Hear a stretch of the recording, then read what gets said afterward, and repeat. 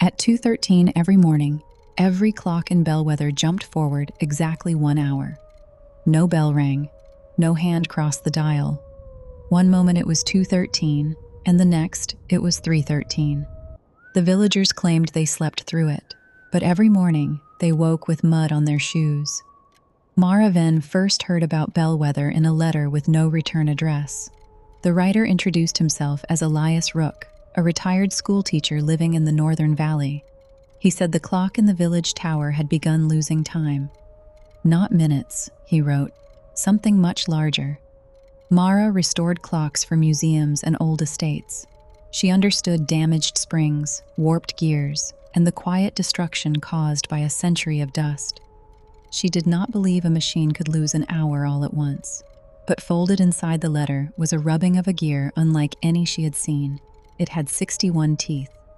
She arrived in Bellwether on the last bus before winter closed the mountain road. The village sat between two steep ridges, its stone houses gathered around a narrow square. Above them stood the clock tower, black against the snow. Its 4 faces showed 4 different times. Elias waited beside the empty fountain. He was a thin, older man in an ash-gray coat, leaning on a walking stick whose handle had been fashioned from a brass clock key. "You came sooner than I expected," he said.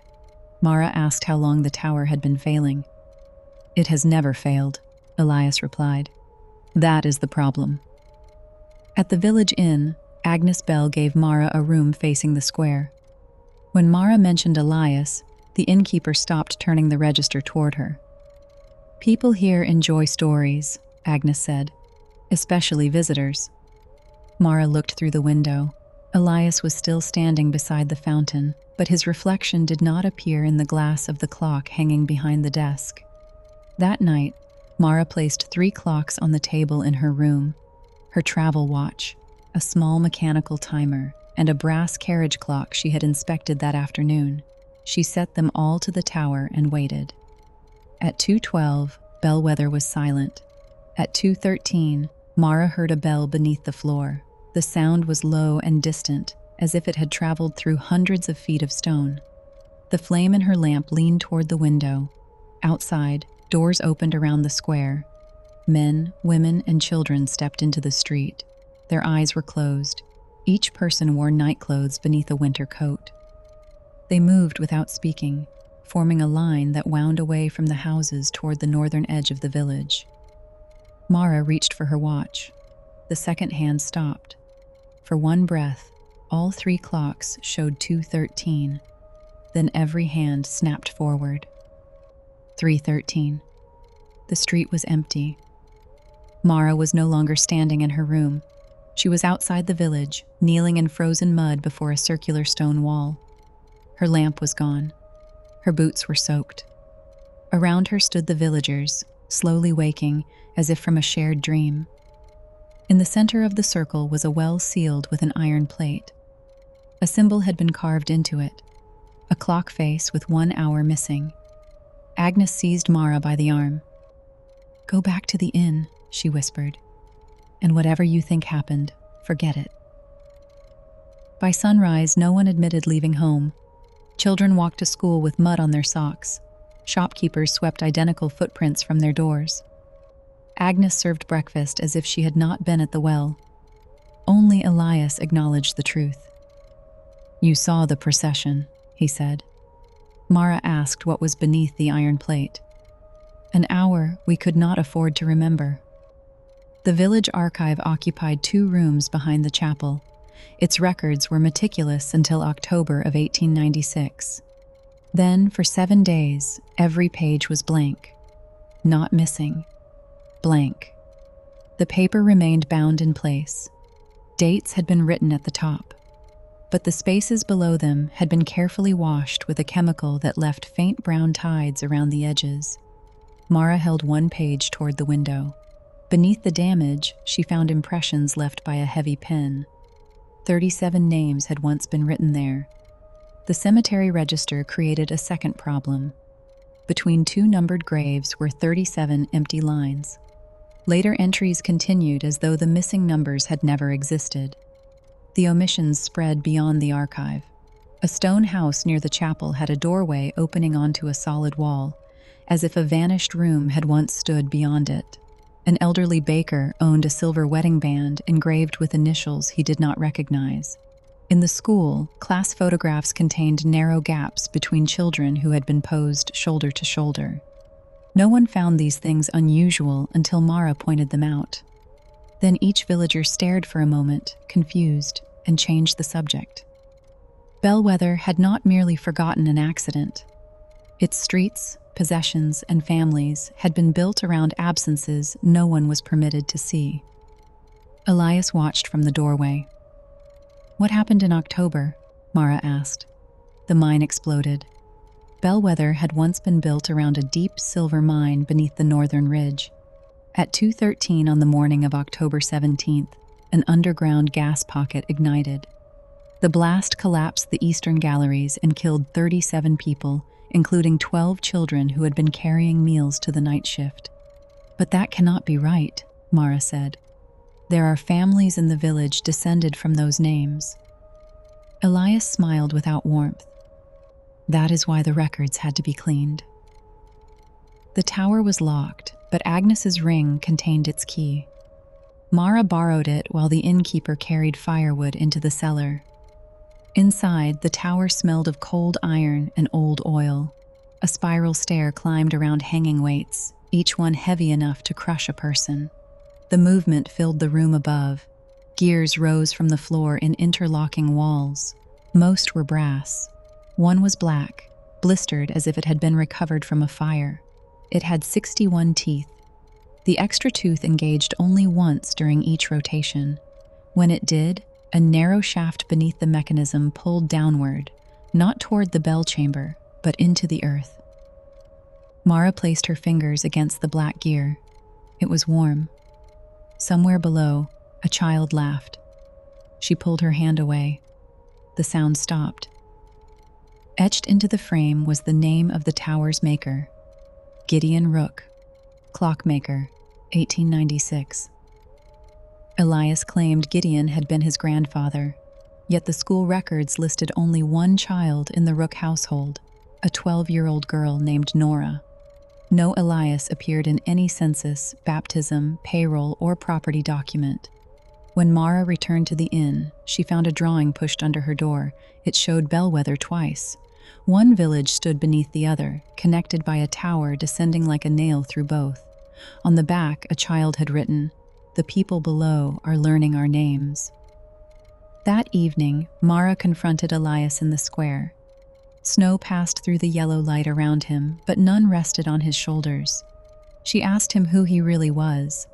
Elias looked toward the tower. "Someone who has waited a very long time for that clock to become weak enough to send a letter." He gave Mara a brass key and told her it would open the plate over St. Aura's well. Then he said something she would not understand until much later. The village did not lose an hour. It put the hour somewhere else. At 2:12 the next morning, Mara stood beside the sealed well. She had tied a rope around her waist and fastened the other end to an old ash tree. The villagers emerged from their homes and formed their silent procession. This time, Mara joined them willingly. At 2:13, the buried bell sounded. The world changed without moving. Snow rose from the ground and returned to the sky.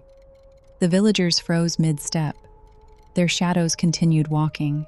The iron plate beneath Mara's hands became transparent, revealing a spiral stair descending under the well. She inserted Elias's key. The lock turned before she touched it. Mara climbed down.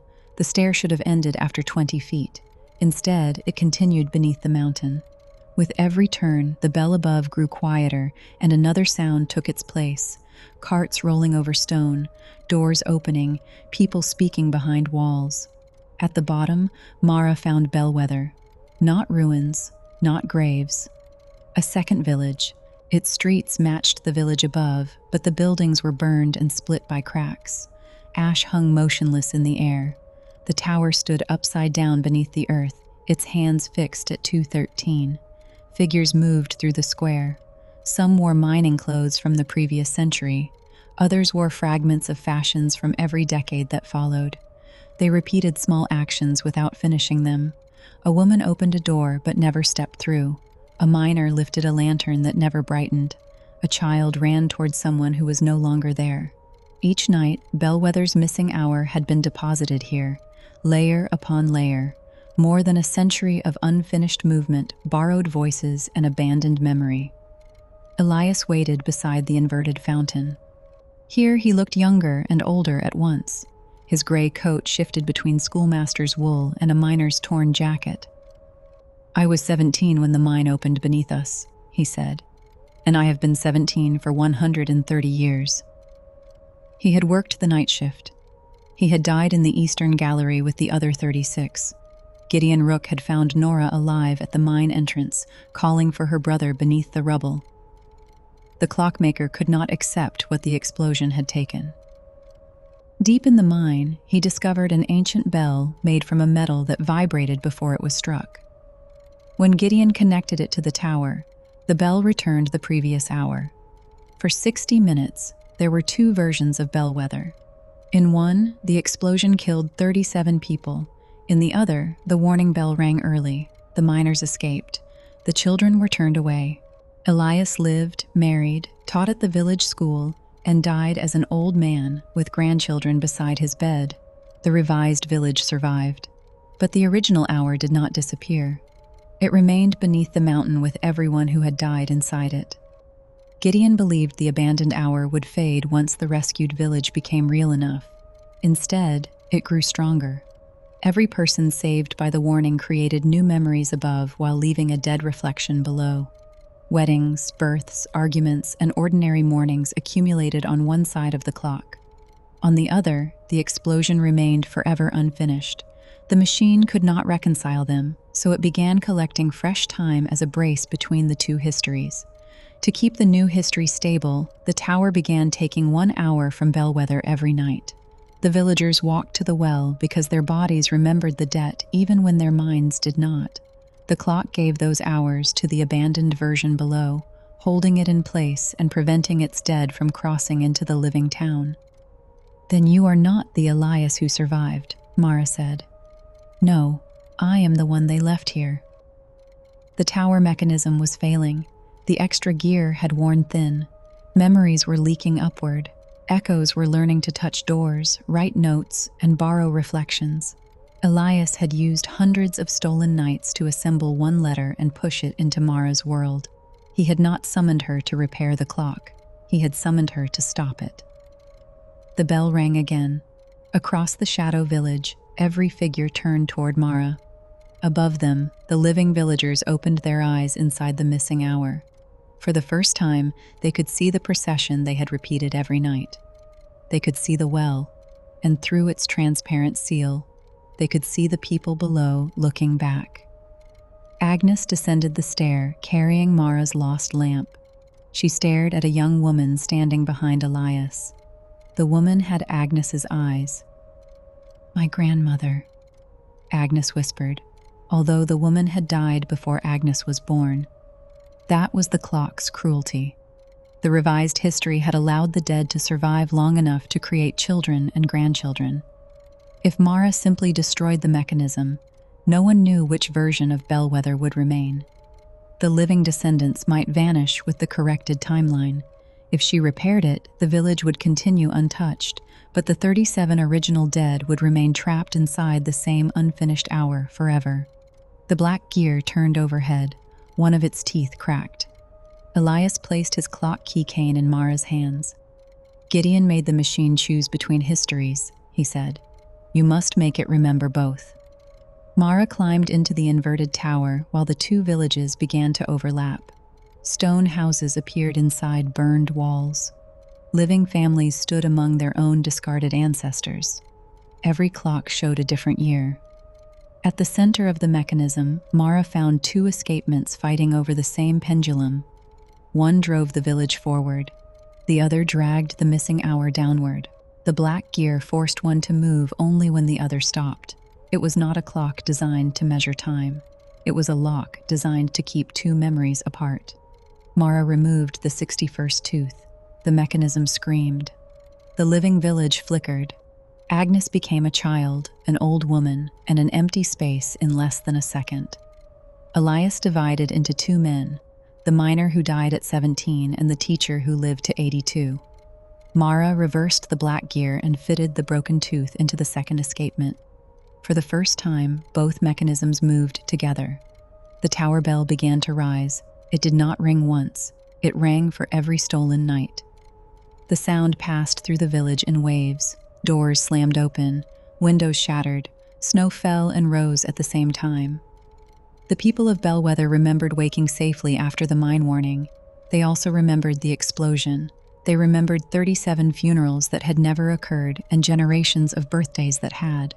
Neither history erased the other. The villagers fell to their knees beneath the weight of two lives. Below the tower, the shadow figures stopped repeating themselves. The woman at the doorway finally stepped through. The miner's lantern brightened. The running child reached her waiting mother. Nora Rook appeared beside Elias. She placed a small brass whistle in his hand.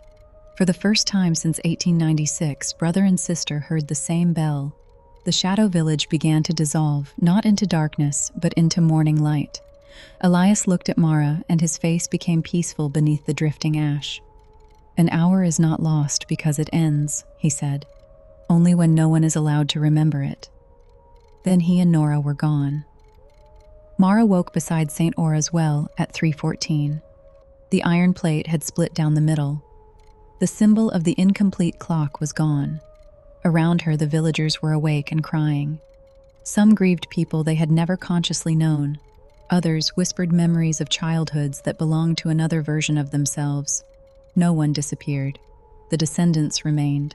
But so did the truth of the 37 deaths that had purchased their history. During the following week, Bellwether opened the blank pages in its archive. The 37 names were written back into the cemetery register. A memorial was raised beside the sealed mine, not for one version of the dead or the living, but for both. Agnes added a final name beneath them, Elias Rook, miner and schoolteacher. Mara stayed long enough to rebuild the tower movement without the black gear. It was now an ordinary clock with 60 teeth, imperfect and honest.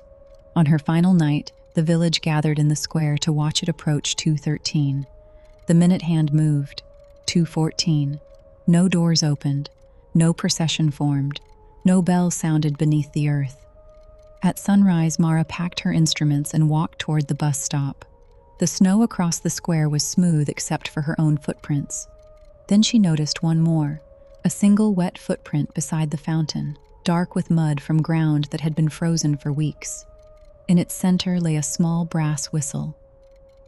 Bellwether never lost another hour. But some residents still claim that on the coldest nights, the tower casts two shadows. One points toward the village, the other points straight down. If you found this forgotten hour, leave your theory below, and subscribe if you want to open the next file with us.